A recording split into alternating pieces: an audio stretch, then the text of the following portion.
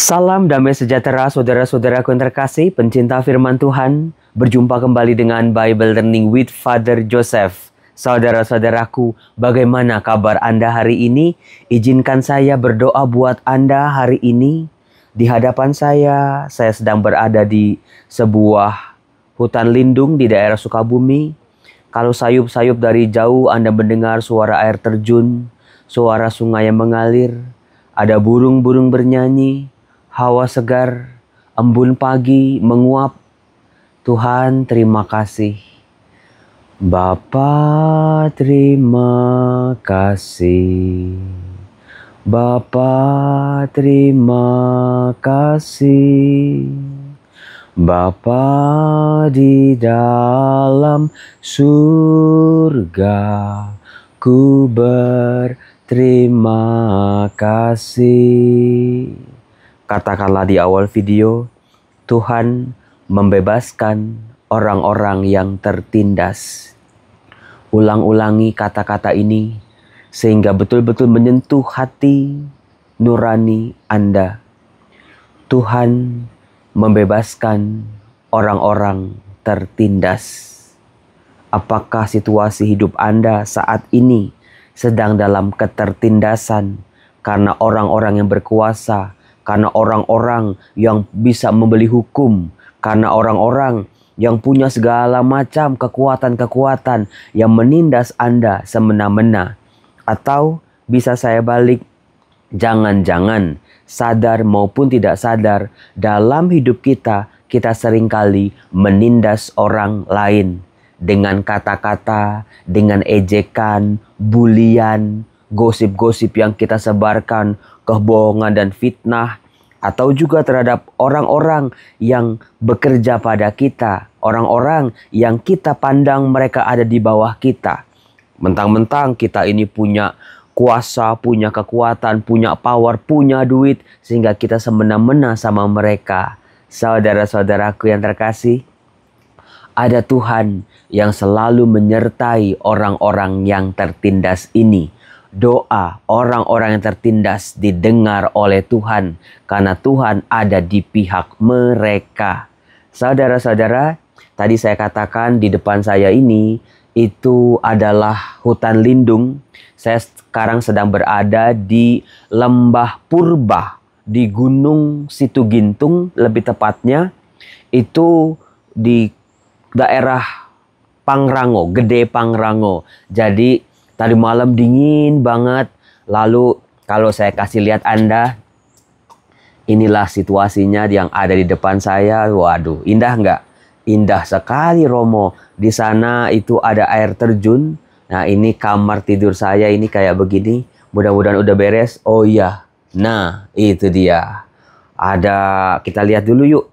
Karena ini ada balkonnya. Karena ini ada juga, ini kamar mandinya. Ini namanya konsepnya glamping. Oh, tuh lihat. Bagus sekali bukan? Glamping. Saya bersama komunitas seminari tinggi. Kita bersama-sama di sini selama 3 hari. Kita itu sedang berefleksi dan berekreasi bersama. Maka kalau Anda kemarin tanya, Romo videonya kok nggak diedit? Ya karena saya nggak punya waktu untuk mengedit. Saudara-saudara, frater-frater memang sampai besok, tetapi saya itu siang ini akan pulang. Kenapa? Karena besok itu ada Ibu Veronica Tan, Wakil Menteri Pemberdayaan Anak dan Perempuan, akan datang ke Rumah Teduh Suryo. Luar biasa nggak? Waduh Romo, luar biasa memang.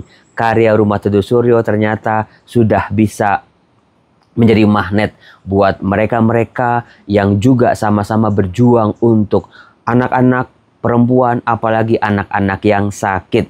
Saudara-saudara, karena ini mataharinya udah mulai muncul, saya mau mengajak Anda pindah dulu yuk. Karena kok silau. Nah, di sini aja. Kita lihat. Iya. Mohon maaf kalau saya tidak bisa mengedit videonya. Saudara-saudaraku, dalam bacaan-bacaan yang kita bisa baca dalam bacaan harian hari ini, kita akan dibacakan lanjutan dari kisah Abraham dalam relasinya dengan Allah. Kita bisa melihat ternyata panggilan Abraham, mau tidak mau, suka tidak suka, juga melibatkan orang-orang di sekitarnya. Di situ ada Sarah, istrinya Abram yang sulit memiliki anak. Lalu karena satu dan lain hal, Sarah ini memberikan Hagar, budaknya, untuk diperistri oleh Abraham. Tapi problem mulai muncul ketika Hagarnya bisa hamil, bisa punya anak. Semakin insecure Sarah di hadapan suaminya ini. Karena menjadi jelas yang tidak bisa memberikan keturunan adalah Sarah sendiri. Nah, terjadilah di situ persaingan demi persaingan antara nyonya dengan budaknya ini. Antara Sarah dengan Hagar. Apalagi ketika Hagar sudah bisa memberikan anaknya Ismail kepada Abraham. Semakin tersayat-sayat perasaan Sarah, bukan sekecil apapun sikap dari Hagar. Satu kalimat pun atau satu kata bahkan yang keluar dari mulut Hagar bisa sangat menjadi pisau yang tajam menusuk perasaan dari Sarah ini. Hal itulah yang menjadikan konflik antara nyonya dengan budaknya ini. Sampai-sampai akhirnya Sarah selalu minta kepada Abraham, usir budakmu itu dengan anak mereka. Karena dengan anaknya Ishak. Karena waktu itu Abraham akhirnya bisa punya anak di usia 100 tahun dari rahim Sarah. Nah, saudara-saudara, kita bisa melihat kisahnya bagaimana dengan sekirbat itu sebotol kecil air dan sekerat roti. Abraham menyuruh Hagar dan anaknya ini untuk pergi. Sehingga pergilah Hagar dari rumah tangganya Abraham dan Sarah ini. Yang membuat saudara-saudara Hagar betul-betul tertindas. Situasinya menjadi tidak baik-baik saja. Dia lelah, bekal-bekalnya sudah habis. Dia akhirnya lempar anaknya itu ke dalam sebuah semak-semak dan dia menjauh dari anaknya. Lalu anaknya nangis. Lalu disinilah Hagar, orang tertindas ini, teriak di hadapan Tuhan. Mari kita lihat di Kejadian bab 21. Dikatakan, ketika air kirbat itu habis, dibuangnyalah anaknya ke bawah semak-semak. Dan ia duduk agak jauh, kira-kira sepemanah jauhnya. Katanya, aku tidak tahan melihat anakku mati. Saudara-saudaraku yang terkasih, lihat di sini pengorbanan penderitaan seorang ibu justru lebih kerasa ketika melihat anaknya menderita. Dia sendiri pasti kelaparan, dia sendiri pasti haus. Tetapi kadang-kadang ketika orang tua berkeluh kesah, ketika orang tua merana, ketika orang tua menderita, sebetulnya yang membuat menderita bukan cuma dirinya saja, problem-problemnya saja, tapi justru anak-anaknya. Apalagi ketika melihat anaknya tidak berdaya, anaknya masih kecil, anaknya masih butuh kasih sayang, anaknya masih belum jelas ini masa depannya bagaimana. Itulah teriakan dari Hagar, aku tidak tahan lagi melihat anakku mati. Sedang ia duduk di situ, menangislah anaknya dengan suara nyaring. Pasti jeritan tangisan dari suara Ishak ini semakin-makin menyayat-nyayat hati dari Hagar, bukan? Itulah penderitaan orang tua. Tangisan anak sudah pasti menjadi tangisan orang tuanya. Sementara kalau saya balik, tangisan orang tua apakah otomatis menjadi tangisan dari anak? Belum tentu. Nah, dikatakan di situ apa yang dirumuskan oleh Mazmur tanggapan orang tertindas itu berseru dan Tuhan mendengarkannya. Betul-betul kita bisa lihat dari kitab Kejadian ini. Dikatakan Allah mendengar suara anak itu. Lalu malaikat Allah berseru dari langit kepada Hagar, katanya, apakah yang engkau susahkan Hagar? Janganlah takut, sebab Allah telah mendengar suara anakmu dari tempat ia terbaring. Bangunlah, angkatlah anak itu dan bimbinglah dia, sebab aku akan menjadikan dia bangsa yang besar.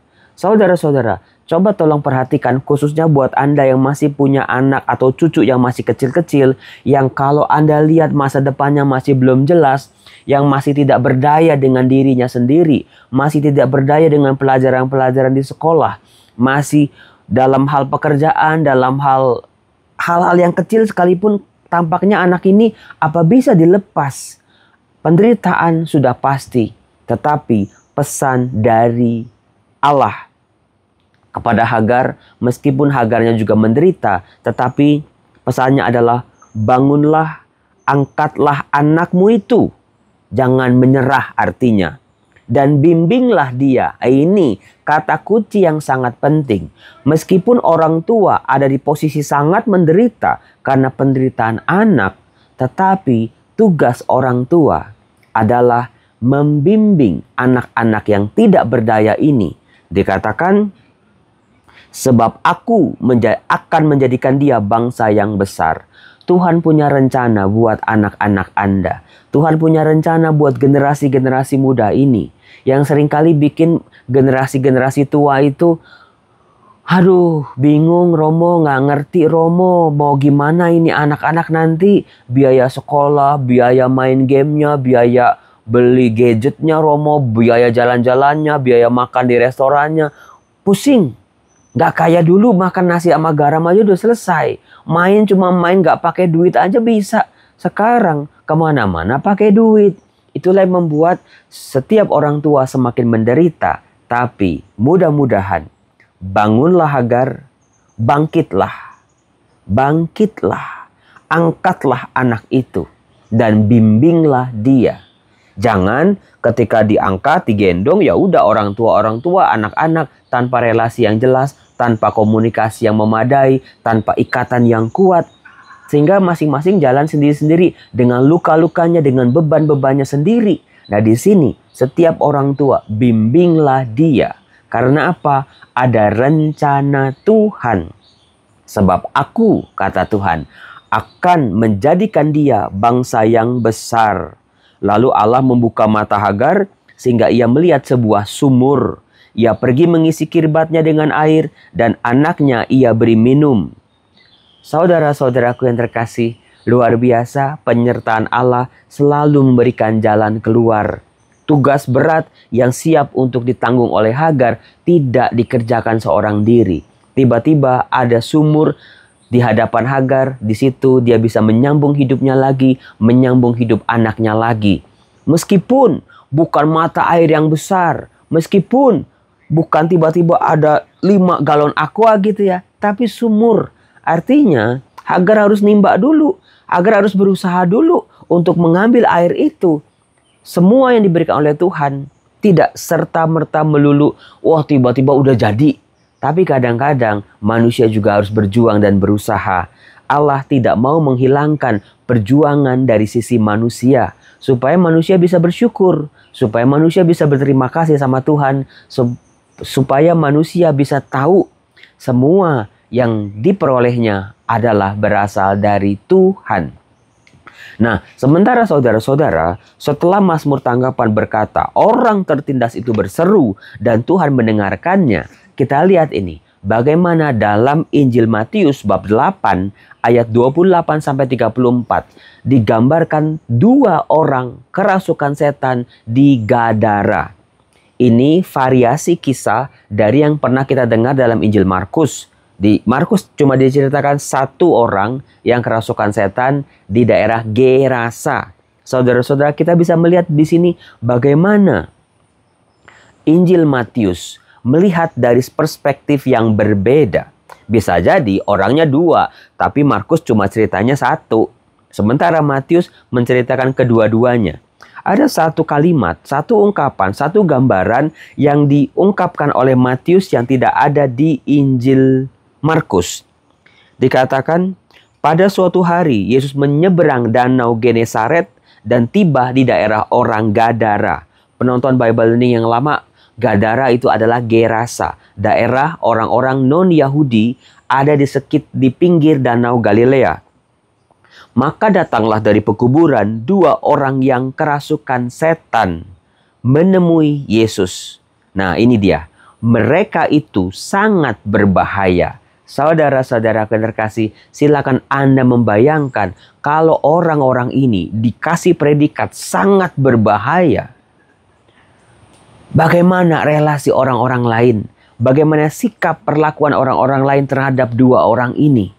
Dia sangat berbahaya. Bukan sekedar bahaya saja, tapi sangat berbahaya. Itu dipakai ungkapan superlatif itu. Kita bisa langsung dibantu oleh Markus tentunya. Bagaimana penderitaan, bagaimana orang-orang ini ditindas oleh sesamanya, oleh keluarganya, bahkan oleh orang-orang terdekatnya. Dikatakan sehingga tidak seorang pun berani melalui jalan itu. Dan mereka pun berteriak, "Apakah urusanmu dengan kami, hai anak Allah? Apakah engkau datang kemari untuk menyiksa kami sebelum waktunya?" Versi Matius memberikan versi yang lebih lengkap. Roh-roh jahat ini berteriak, "Mau apakah engkau pada kami, hai anak Allah? Apakah engkau datang kemari untuk membinasakan kami sebelum waktunya?" Berarti saudara-saudara, memang ada sebuah waktu yang tetap, yang sudah digariskan oleh Allah untuk membinasakan, untuk menghancurkan, untuk mengusir roh-roh jahat ini. Maka dari mulut si iblis ini kita bisa mendapat sedikit informasi bagaimana kemahakuasaan Allah terhadap segala hal yang merusak hidup manusia. Nah, setelah itu menjadi mirip, tidak jauh dari mereka ada sejumlah besar babi sedang mencari makan. Maka setan-setan itu meminta kepada Yesus, katanya, "Jika engkau mengusir kami, suruhlah kami pindah ke dalam kawanan babi itu."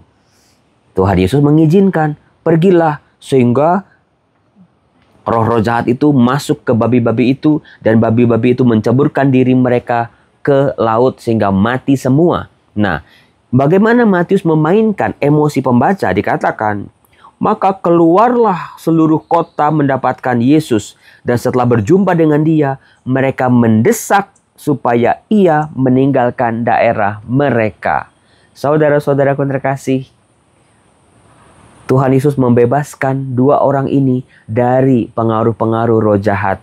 Tetapi apa yang dilihat, apa yang dipahami oleh orang-orang 3 darah ini? Mereka merasa rugi. Mereka kehilangan babi-babi yang jumlahnya sangat besar itu. Padahal mereka lupa, mungkin keluarga mereka, 2 orang ini, mungkin sahabat mereka, teman lama mereka, orang sakit mereka ini sudah dilepaskan dari roh-roh jahat ini. Dan mereka menerima kembali 2 nyawa, bahkan 1 nyawa sekalipun jauh lebih berharga daripada ribuan babi-babi yang nyebur ke laut ini. Saudara-saudara, jangan sekali-sekali menindas orang-orang lemah, orang-orang yang gak punya, orang-orang miskin, orang-orang yang bergantung pada kita. Karena apa? Tuhan ada di pihak mereka, itu yang pertama.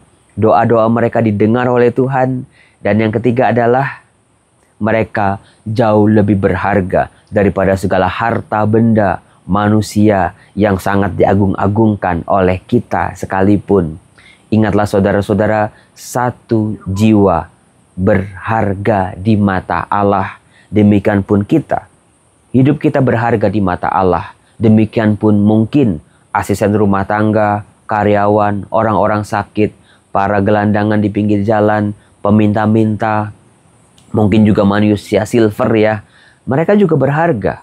Seringkali manusia cuma jatuh iba, kasihan, lalu kasih duit, recehan, lalu udah selesai. Bagaimana mereka bisa terlepas dari jerat kemiskinan, dikasih keterampilan, dikasih kemampuan-kemampuan, kasih pancing, jangan melulu kasih ikan. Maka dari itu saudara-saudara, saya dari Sukabumi sangat bersyukur karena Tuhan baik, karena ciptaannya indah. Matahari sudah mulai bersinar di ujung sana. Frater-frater sudah mulai selesai makan pagi. Mereka akan trekking, mereka akan pergi ke lembah purba. Itu rada jauh, sekitar 4 jam. Saya nggak ikut karena saya lagi jaga badan. Karena beberapa hari lagi saya akan pergi ke Yunani, keliling-keliling Eropa, takutnya nanti kecapean. Semoga Tuhan memberkati hidup Anda. Tuhan melindungi kehidupan Anda, Tuhan menjaga Anda. Ketika Anda sedang tertindas keadaan Anda oleh segala macam hal, berdoalah pada Tuhan, sebab Tuhan membebaskan orang-orang tertindas. Doa orang-orang tertindas didengar oleh Tuhan. Salam, Tuhan Yesus memberkati. Bye-bye. Ini saya sekamar sama Romo Riki. Nah, ini dia. Tadi malam untung dia nggak ngorok. Kalau ngorok bisa bahaya. Kita lihat-lihat frater-frater yang baru saja. Nah, itu tempat tinggalnya frater-frater di sana. Di sana ada air terjun. Saya ajak Anda ke sana dulu yuk. Ada air terjun. Bunyinya sudah kedengeran ya. Luar biasa. Itu langsung ternyata kita tidur di pinggir jurang. Baru ngerti, baru sadar. Tadi malam tidurnya di pinggir jurang. Wah, nggak kelihatan sih dari sini. Itulah saudara-saudara lembah purba. Bye-bye, Tuhan berkati.